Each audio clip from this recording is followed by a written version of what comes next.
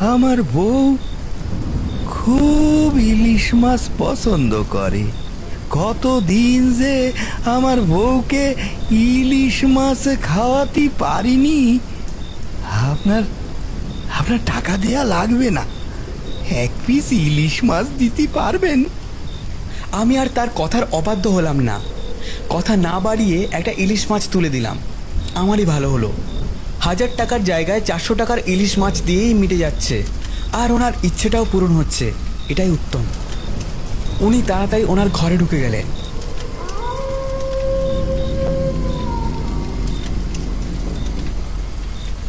অনেকক্ষণ ধরে অপেক্ষা করলাম, তার কোনো খোঁজ নেই। আমি নৌকোটি থেকে নেমে তার ঘরের দিকে ডাকতে গেলাম। ঘরটা স্বাভাবিক কেমন যেন একটা। এরকম বাড়ি করে যে কিভাবে এরা বসবাস করে, সত্যি অনেক দুঃখজনক। চারিদিকে তাঁবু দিয়ে ঘেরা ঘরটি। আমি ধীরে ধীরে তাঁবুটি সরালাম।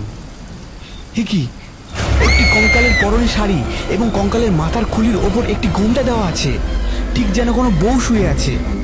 লোকটি কঙ্কালটির মুখের মধ্যে একটি মাছ দিয়ে দিল। এ কি চাচা, আপনি কাকে খাওয়াচ্ছেন এভাবে? এভাবে কেউ খেতে পারে? এ তো একজন মরা কঙ্কালের দেহ রেখেছেন। চুপ! কে বলেছে মরা? ও মরা নয়, ও ও আমার বউ। দেখুন দেখুন, ভালো করেছে দেখুন, সে খায় কি না। হঠাৎই কঙ্কালটির মুখের পাঁজরের হাড় বাড়ি খেতে শুরু করলো, আর কাঁচা মাছটি ধীরে ধীরে থেতলে যেতে লাগলো।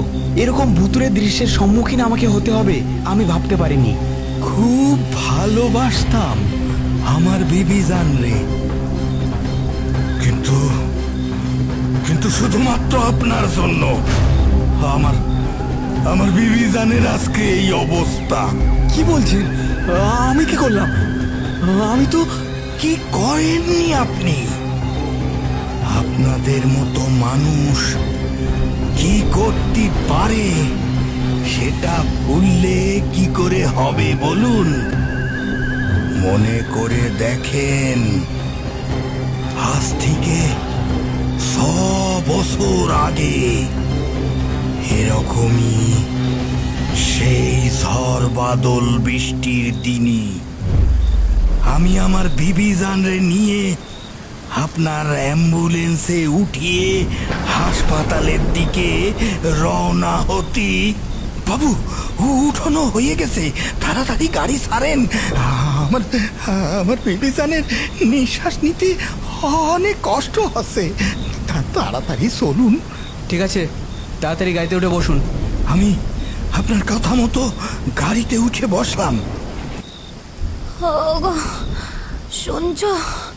গাড়িতে স্টার্ট দিয়ে আপনি হঠাৎ স্টার্ট বন্ধ করে ফেললেন।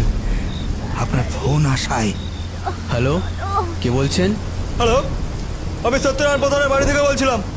প্রধানের বুকে ব্যথা উঠেছে, তাড়াতাড়ি চলে আসুন, তাকে হসপিটাল যেতে হবে। কিন্তু আমার গাড়িতে তো পেশেন্ট রয়েছে। আরে তাতে কি হয়েছে? আপনাকে 2500 টাকা দেবো, তাড়াতাড়ি চলে আসুন তো। এমার্জেন্সি কেস, বুঝতে পারছেন না নাকি? এই যে চাচা, আপনি একটু তাড়াতাড়ি নামুন তো, আর আপনার বউকেও নামান। আমার একটু এমার্জেন্সি কাজ পড়ে গেছে। বাবু, এমন করবেন না, আপনি আপনি তাড়াতাড়ি চলুন। আমার আমার বিবি জান কেমন কষ্ট পাচ্ছে দেখছেন না? আরে প্রধানের বাড়ি থেকে ফোন এসেছিল, তার বুকের অবস্থা খুবই খারাপ। হাসপাতালে পৌঁছে দিতে পারলে আমাকে 2500 টাকা দেবে, আর আপনি তো মাত্র 800 টাকা দিচ্ছেন। বাবু, তো ভাই আপনার এমন করবেন না, আমি আমি আরো 200 টাকা আপনাকে বাড়াই দিচ্ছি। একটু তাড়াতাড়ি চলেন বাবু। আচ্ছা ঠিক আছে, আমি আপনারে 2500 টাকাই দেব, তবে সেটা এখনই দিতে পারবো না। আমার কাছে যে এখন অত টাকা নেই বাবু। দূর মশাই, বোঝেন না কেন? স্বয়ং প্রধানের বাড়ি থেকে ফোন এসেছিল, প্রধানকে বাঁচাতে না পারলে উনি আমাকে জেলে ঢোকাবেন। আর আপনি এত টেনশন করবেন না, আমি আমার এক বন্ধুকে ফোন করছি, ও তাড়াতাড়ি পৌঁছে দেবে। হ্যালো, এই নিরঞ্জন, তুই কোথায় রে? আপনি তো আমারে ফেলে রেখে গিয়েছিলেন মশাই, তার অনেকক্ষণ পরে একটা অ্যাম্বুলেন্স এসে পৌঁছয়, তাড়াহুড়ো করে তার অ্যাম্বুলেন্সে আমার বিবিজানরে উঠানো হয়েছিল। আমরা আমরা রওনা দিয়েছিলাম হাসপাতালের দিকে, কিন্তু কিছু পথ এগিয়েই সে মদ খাওয়া শুরু করি দেয়। দাদা, একটু তাড়াতাড়ি চলেন, আর আপনি আপনি দয়া করে মদ খাওয়াটা বন্ধ রাখুন, নাইলে দুর্ঘটনা ঘটে যেতে পারে। ও বুড়ো, চুপচাপ বসে থাকেন তো। হাহ, দিচ্ছেন তো মাত্র 800 টাকা, তা আমার বড় বড় কথা গেছে। ঠিক মতো পৌঁছে দেওয়ার দায়িত্ব আমার, আপনি শুধু চুপচাপ বসুন। আমি সাথে সাথে বেরিয়ে গিয়ে দেখি সে জ্ঞান হারাইছে। আমি অনেক ডাকাডাকি করায়ও তার কোনো সারা শব্দ মেলেনি। এদিকে এদিকে আমার বিবিজান কষ্টে কাতরাছে। এই সহ্য করতে না পেরে তারে গাড়ি থেকে বাইর করে রাস্তায় এনে রাখলাম, যাতে অন্য কোনো গাড়ি হলেই আমি তারে উঠোয় নিয়ে যেতে পারি। অনেকক্ষণ অপেক্ষা করার পরেও কোনো গাড়ি পেলাম না। তারপর আমার বিবিজানরে কোলে তুলে এগোতে লাগলাম হাসপাতালের দিকে। হাসপাতালের পথ অনেকটাই, আর আর আমায়ও তাড়াতাড়ি পৌঁছতে হবে, না হলে অনেক যে কষ্ট পাচ্ছে আমার বিবিজান। আমি আমি চিন্তা করলাম, আমি যদি কোনো ভ্যান পাই তাহলে তারে টেনে নিয়ে যেতে পারবো। তাই আমি তাকে রাস্তার পাশে একটা গাছতলায় রেখে আমি গ্রামের ভিতরে ঢুকে গেলাম। কারো যদি একটা ভ্যান পেতাম, তাকে যে করেই হোক আমি ডেকে নিয়ে আসবো, এই আশা করে আমি গ্রামের ভিতরে একটা বাড়িতে গেলাম। দাদা, একটু শুনছেন? আমার একটু সাহায্য করবেন? ও দাদা, শুনছেন? আমার একটু সাহায্য করবেন? কোনো সারা শব্দ না পেয়ে আমি হঠাৎ দেখলাম ওই বাড়ির উঠোনে একখানা ভ্যান দাঁড় করানো আছে। আমি আর কিছু চিন্তা না করে আমি কোনো রকমে ভ্যানটা নিয়ে টান মারলাম। হঠাৎ বাড়ির মালিক পেছন থেকে আমার চোর চোর বলে চিৎকার করে লোক জড়ো করলো।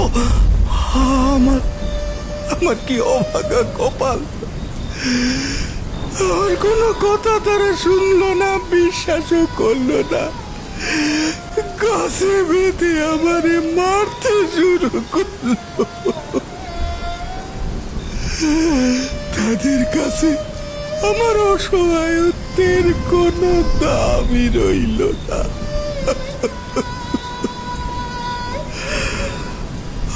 অনেকক্ষণ পর তারা আমারে ছাড়িয়ে দিল। আমি আহত অবস্থায় অনেক কষ্টে আমার বিবিজানের কাছে এসে পৌঁছলাম। এখানে এসে দেখলাম সেখানে বিবিজানরে রেখে দিয়ে গেছিলাম। বিবিজান সেখানে নেই, আছে শুধু কোখানা কাঁটা। আমি চারিদিকে তন্ন করে খুঁজতে শুরু করলাম। দেখলাম বিবিজানের একটা বস্ত্র জঙ্গলে পড়ে আছে। আল্লাহ, কি অবস্থায় আমার বিবিজান রে আমি দেখলাম কতগুলো শিয়াল ওর দেহটারে ছিঁড়ে টুকরো টুকরো করে খাচ্ছে। নিজের ভালোবাসার মানুষটারে এভাবে ছিঁড়ে ছিঁড়ে খাচ্ছে দেখে আমি আর সহ্য করতে পারলাম না। আমি লাফায়ে পড়লাম একখানা ইট নিয়ে, আর তারপর তিনখানা শিয়াল রে একসঙ্গে মেরে ফেললাম। তারা যেভাবে আমার বিবিজান রে খেয়ে ফেলেছিল, তারপর থেকে প্রতিশোধের আগুনে আমিও শিয়াল দেখলেই তারে খেয়ে ফেলি। আর প্রতিজ্ঞা নিলাম, শিয়ালের যাত্রে আমি শেষ করে ছাড়ব। আমার বিবি জান রে ওই অবস্থায় আর বাঁচানোর কোনো উপায় হলো না। শুধুমাত্র তার রক্তাক্ত দেহ ওই অবস্থায় আমি নিয়ে চলে আসলাম গ্রামে নদীর ধারে। আমার বিবি জান রে তো বিয়ের আগে সময় দিতে পারিনি। সারাদিন মাছ শিকার করে বেড়াতাম। সে তো আমার দিকে চেয়ে থাকতো। আমার মনে হয় এখনো আমার পানে যেই আছে, তাই তাকে এখনো আমার সাথেই রেখেছি। আমার আমার মৃত্যু পর্যন্ত সে আমার সাথেই থাকবে। আর আমিও তাকে কোনো সময় কাছাড়া করতে চাইনি। আপনি যদি সেদিন ২৫০০ টাকার জন্য আমাদের ছেড়ে না যেতেন, তাহলে আমার বিবি জান আজকে বেঁচে থাকতো। তারাও মানুষ, শুধু টাকা আর স্থানের তফাৎ। আর আর যারা এর ভেদাভেদ করবে তাদের আমি শেষ করব। শোনেননি, ধীরে ধীরে ৬ মাসে ৬ জনকে শেষ করেছি। এইবার সপ্তম। আমি কোনো কিছু না ভেবে দৌড়ে ঝাঁপিয়ে পড়লাম নৌকোর উপরে।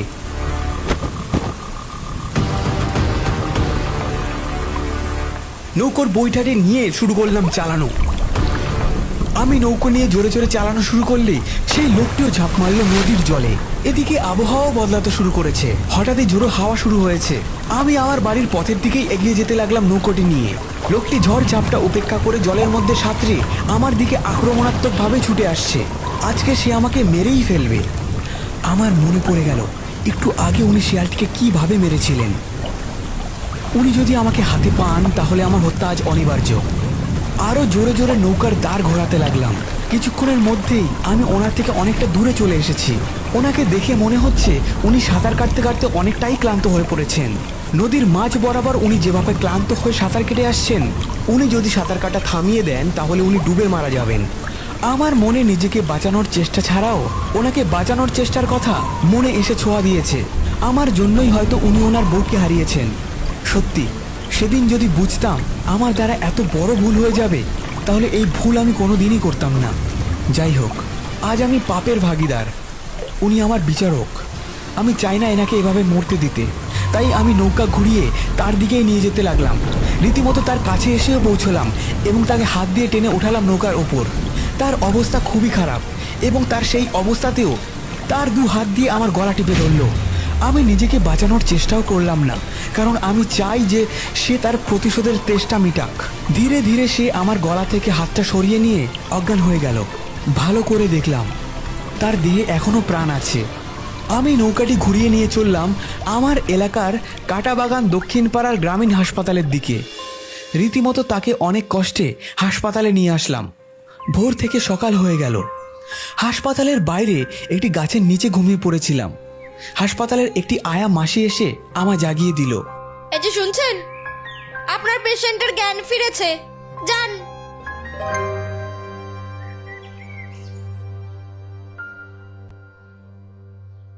আমাকে মাফ করবেন। সেদিন প্রধানের চাপে, টাকার লোভে আমি পরিস্থিতির শিকার হয়েছিলাম। আমার ভুল আমি বুঝতে পেরেছি। আমি যতদিন বাঁচব চেষ্টা করব যেভাবে আপনি ক্ষতিগ্রস্ত হয়েছেন সেরকম ক্ষতিগ্রস্ত যেন আর কেউ না হয়। আমাকে বাঁচার সুযোগ দিন আর আপনি আমার বাড়িতে চলুন। সারা জীবন আমি আপনাকে আমার বাবার পরের স্থান দিয়ে রাখব। আমাকে ক্ষমা করুন আর আপনার বউয়ের সৎকারের ব্যবস্থা আমি করব। আমাকে ক্ষমা করুন। আমার পাপের প্রায়শ্চিত্ত আমাকে করতে দিন।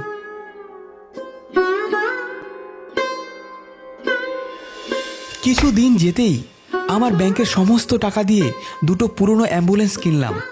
একটা কিনলাম গরিব মানুষের জন্য, যে অ্যাম্বুলেন্স শুধুমাত্র যাতায়াতের জন্য যতটুকু তেল প্রয়োজন সেটুকু দিলেই অ্যাম্বুলেন্সটি হাসপাতালে রোগীদের পৌঁছে দেবে। এছাড়া পেশেন্টের বাড়ির থেকে 1 টাকাও নেওয়া হবে না। আর আমি চালাবো আরেকটি অ্যাম্বুলেন্স, যেটি শুধুমাত্র বয়স্ক মানুষদের জন্য। যাদের ছেলে মেয়ে নেই তাদের কাছ থেকে কোনোদিনও টাকা নেব না, আর আমার পেট চালাতে যতটুকু ন্যায্য মূল্য ততটুকুই নেব। এই সিদ্ধান্ত নিয়েই আমি সোমনাথ আবার শুরু করলাম অ্যাম্বুলেন্স চালানো। যতদিন এই জীবন থাকবে মানুষকে তার স্থানের ও টাকার ভেদাভেদ না করে যে আগে আসবে তাকে পৌঁছে দেওয়ার চেষ্টা করব হাসপাতালের উদ্দেশ্যে। সেই আশীর্বাদ নিতেই আমি করিম চাচার পায়ে প্রণাম দিতেই সে আমাকে জড়িয়ে ধরল।